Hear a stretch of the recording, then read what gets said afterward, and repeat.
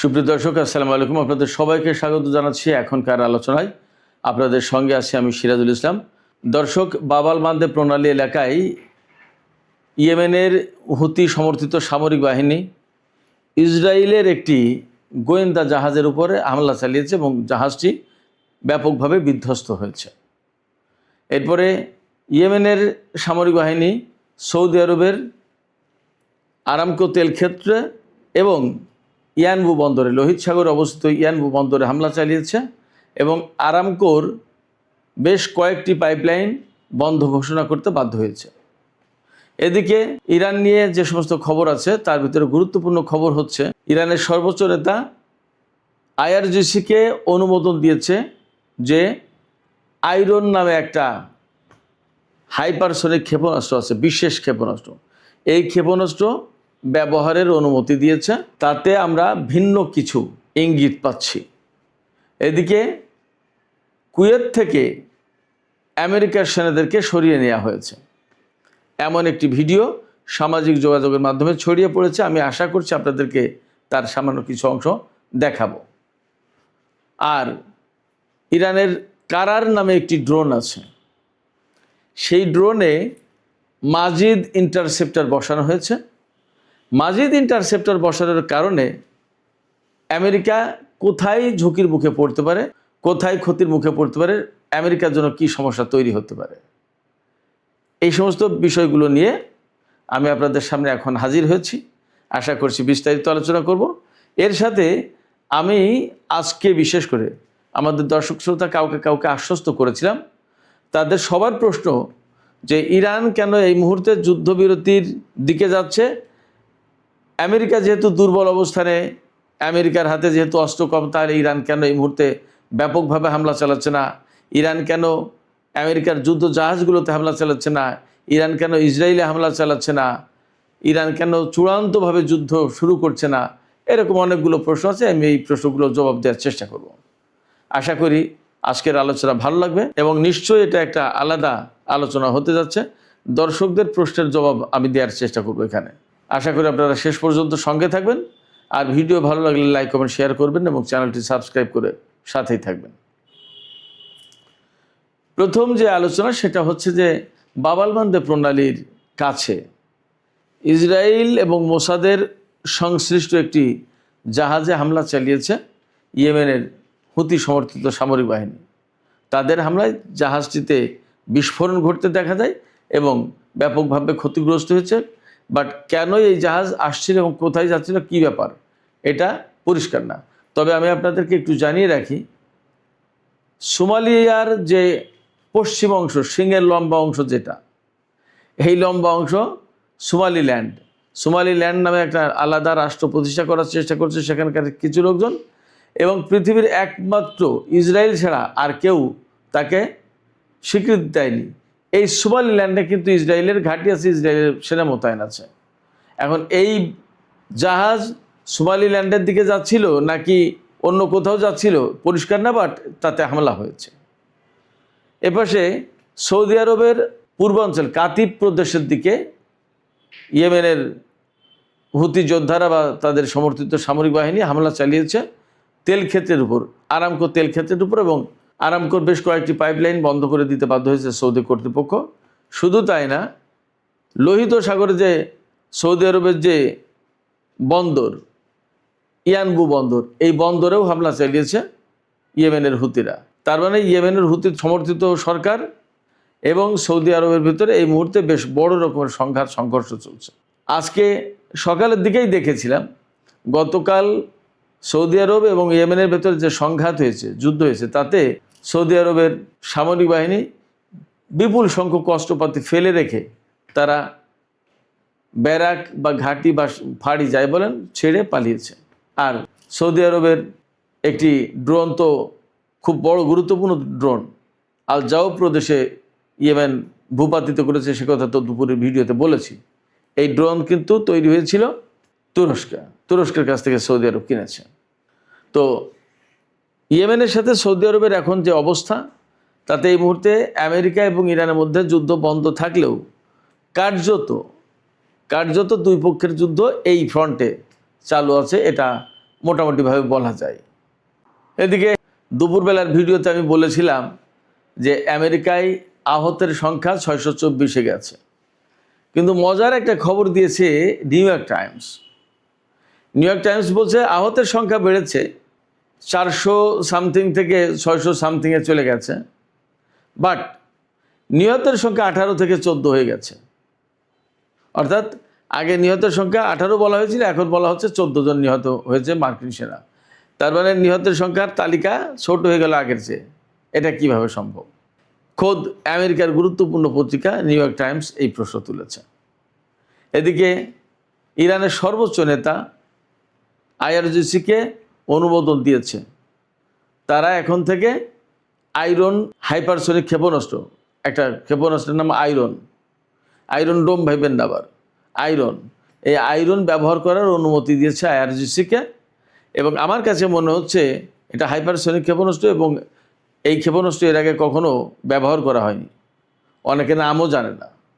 এই ক্ষেপণাস্ত্র ব্যবহার করার অনুমতি দেওয়ার মানে হচ্ছে যে ইরান বড় ধরনের যুদ্ধের প্রস্তুতি নিচ্ছে। তারা আশঙ্কা করছে বা তারা ধারণা করছে হয়তো নতুন করে আরেকটা যুদ্ধ আসন্ন, সেই যুদ্ধে এই হাইপারসনিক ক্ষেপণাস্ত্র লাগবে। আরও 2-3টা ডেভেলপমেন্ট আছে ইরানের অস্ত্র সংক্রান্ত, সামরিক সরঞ্জাম সংক্রান্ত। ইরান তার নতুন এয়ার ডিফেন্স সিস্টেম মোতায়েন করেছে। এই ইরানের পক্ষ থেকে বলা হচ্ছে এই এয়ার ডিফেন্স সিস্টেম মোতায়েন করার কারণে ইরানের আকাশ প্রতিরক্ষা ব্যবস্থা বা ক্ষেপণাস্ত্র প্রতিরক্ষা ব্যবস্থা আগের চেয়ে আরও বেশি জোরালো হলো, শক্তিশালী হলো। এদিকে ইরান তার কারার ড্রোন, একটা ড্রোনের নাম কারার, এই কারার ড্রোনে মাজিদ ইন্টারসেপ্টার ব্যবহার করেছে।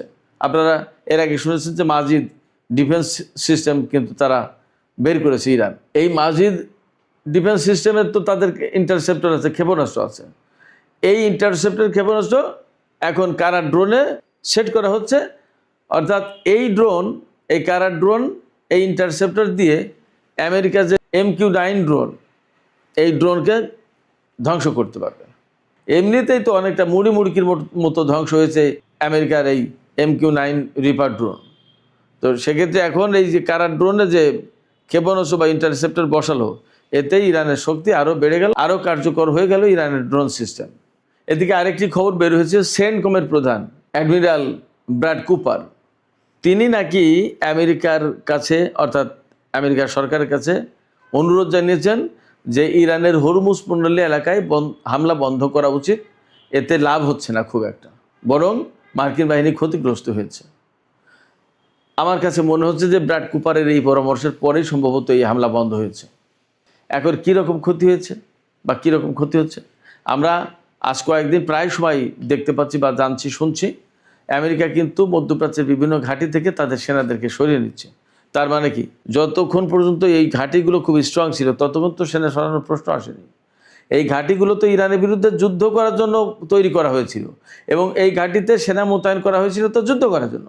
এখন যখন ঘাঁটি থেকে এই সমস্ত সেনা সরিয়ে নেওয়া হচ্ছে, যদি এই খবরগুলো সব রাইট হয়, সঠিক হয়, তাহলে একদম পরিষ্কার যে আমেরিকা মধ্যপ্রাচ্যে অ্যাকচুয়ালি তাদের ঘাঁটিতে তাদের সেনাদেরকে নিরাপত্তা দিতে পারছে না, তাদের ঘাঁটি ধরে রাখতে পারছে না, সেনাদের নিরাপত্তা নেই, যার কারণে সরিয়ে নেওয়া হচ্ছে। আজকে একটা ভিডিও বের হয়েছে যে তাতে দেখা যাচ্ছে যে কুয়েতের ঘাঁটি থেকে বিপুল সংখ্যক সেনা বাসে করে চলে যাচ্ছে, পরে হয়তো বিমানেও উঠেছে মনে হলো, যা দেখলাম। তাতে দেখা যাচ্ছে যে ইরান যুদ্ধ এখন থামিয়েছে, কিন্তু মধ্যপ্রাচ্য থেকে মার্কিন সেনাদেরকে সরিয়ে নেওয়া হচ্ছে। এই জায়গায় প্রশ্ন আসছে, কেন সরিয়ে নিচ্ছে? সরিয়ে নেওয়ার পরে কি হবে? এটা কি বড় যুদ্ধের আলামত কিনা? হ্যাঁ, হতে পারে বড় যুদ্ধের আলামত, এবং ইরানও সেইভাবে প্রস্তুতি নিচ্ছে।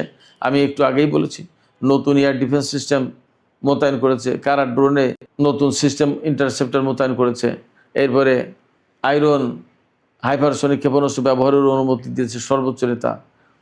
ক্ষেপণাস্ত্র ব্যবহারের অনুমতি দেওয়ার প্রশ্ন, তার মানে কি এই ক্ষেপণাস্ত্রের কী শক্তি, কী পাওয়ার, অনেক বড় ব্যাপার। এই রকম একটা প্রেক্ষাপটে অনেকে আমার কাছে প্রশ্ন করেছেন যে ভাই, কেন ইরান এই মুহূর্তে আমেরিকার ঘাঁটিগুলোতে আরও বেশি হামলা চালিয়ে ধ্বংস করে দিচ্ছে না, এবং যেখানে যেখানে সেনা রয়েছে তাদের উপর কেন হামলা চালাচ্ছে না? ভারত মহাসাগরে বা বিভিন্ন জায়গায় যে তাদের যে জাহাজ মোতায়েন আছে সেই সব জায়গায় যেহেতু ক্ষেপণাস্ত্র ফুরে গেছে, তাতে হামলা চালাচ্ছে না কেন? ইরান এখন কেন আলোচনার দিকে যাচ্ছে না? ইরান আলোচনার দিকে যাচ্ছে না, এটা ইরানের পক্ষ থেকে পরিষ্কার করে বলা হয়েছে।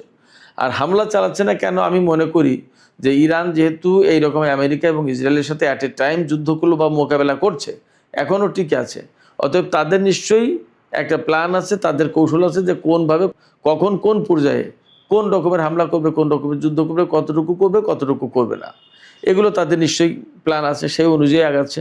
আমার আপনার কথায় তো তারা চলবে না, তারা তো একটা প্রতিষ্ঠিত সামরিক বাহিনী।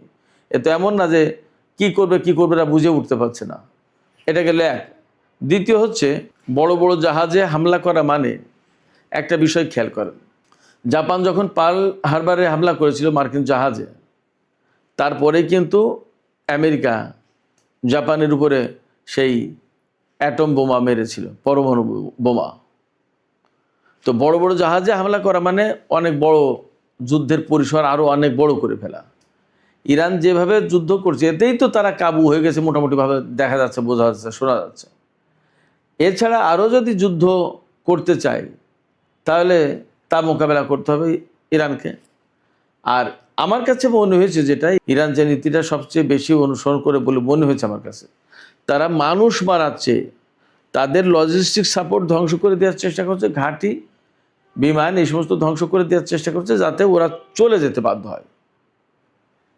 আমি আপনাদেরকে একটা ইতিহাসের গল্প বলি, এটা সত্যি গল্প, সবাই আপনারা জানেন, সত্যি ঘটনা। মক্কা বিজয়ের আগে পরে যে গল্পটা দেখুন, তাতে কিন্তু অনেক লোকের প্রাণহানির কোনো ঘটনা ঘটেনি, একটা লোকেরও না, অনেক লোক তো পরে কথা।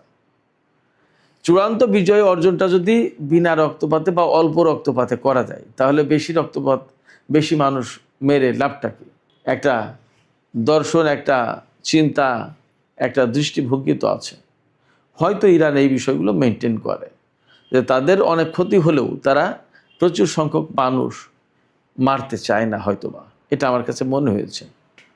তবে যে হুমকি দিয়েছিল সেটা তো দেখেছেন, যে চোখের বদলে চোখ, এবং পরবর্তীতে কি বলেছে ইরান, যে একটা ইরানি নাগরিক মারা গেলে একটা মার্কিন সেনা মারা যাবে। তারপরে কিন্তু যুদ্ধ বন্ধ হয়ে গেছে। সেক্ষেত্রে যদি পরমাণু যুদ্ধ না করে, পরমাণু হামলার শিকার না হয়ে, বা বড় রকমের যুদ্ধের পরিসর বিস্তৃত না করে দিয়ে, ইরানের নিজেরও তো শক্তি সামর্থ্য সব অক্ষুণ্ণ রাখার চেষ্টা করতে হবে। যদি আমেরিকাকে এই অঞ্চল থেকে তাড়িয়ে দেওয়া যায় তাহলে সেটা ভালো না? হয়তো ইরান সেই রকমের একটা দৃষ্টিভঙ্গি পোষণ করছে। একই রকমের কথা যে ইসরায়েলের উপর কেন হামলা চালায় না? আমার কাছে মনে হয়েছে এইবারের যুদ্ধে, এই যে গত 13-14 দিন যে যুদ্ধ হলো, সেই যুদ্ধে আমার কাছে মনে হয়েছে যে যেহেতু আমেরিকা একা এসেছে, এখানে আমেরিকাকে একাই মোকাবেলা করুক ইরান, অর্থাৎ শুধু আমেরিকাই থাকুক, এতে যুদ্ধ, এতে আবার ইসরায়েলকে টেনে আনার দরকার নেই। কারণ যখন ইসরায়েল টেনে আসছে, ইসরায়েল যুক্ত হচ্ছে, তখন তো দুটো শক্তিকে একা ইরানকে মোকাবেলা করতে হবে। তার চেয়ে একটা একটা করে দিক, একজনকে পঙ্গু করে দিক, তারপরে বাকিটা দেখা যাবে। এই কৌশলটা তো ভালো কৌশল। সেক্ষেত্রে এখনই ইসরায়েলের বিরুদ্ধে না, আমেরিকা যদি মধ্যপ্রাচ্য থেকে চলে যায়, আমি বিশ্লেষণের কথা বলছি, প্রেক্ষাপটটা কি হতে পারে? আমি বলছি যে আমেরিকা যদি মধ্যপ্রাচ্য থেকে, পরিস্থিতি এমন হলো যে চলে যেতে বাধ্য হলো, তখন তো ইসরায়েল অটোমেটিক্যালি দুর্বল হয়ে যাবে। সেক্ষেত্রে অহেতুক যুদ্ধ করে বহু মানুষের প্রাণহানি না ঘটিয়ে যদি দুর্বল করে দেওয়া যায়, সারেন্ডার করে বা চলে যায়, সেটাই তো ভালো। আমার কাছে মনে হচ্ছে ইরান হয়তো এরকম একটা দর্শন অনুসরণ করছে। সুপ্রিয় দর্শক, আমি যে আপনাদের প্রশ্নের জবাবে যা বললাম, যে ব্যাখ্যা দিলাম, আপনাদের কাছে কি তেমন মনে হয়, নাকি আরও ভিন্ন কোনো আপনাদের দৃষ্টিভঙ্গি আছে, মতামত আছে? জানিয়ে কমেন্টে লিখতে পারেন। আর ভিডিও ভালো লাগলে লাইক, কমেন্ট, শেয়ার করবেন। দর্শক, এখনকার আলোচনা এখানেই শেষ করতে চাইছি। আপনারা সবাই অনেক অনেক ভালো থাকুন। আল্লাহ হাফেজ।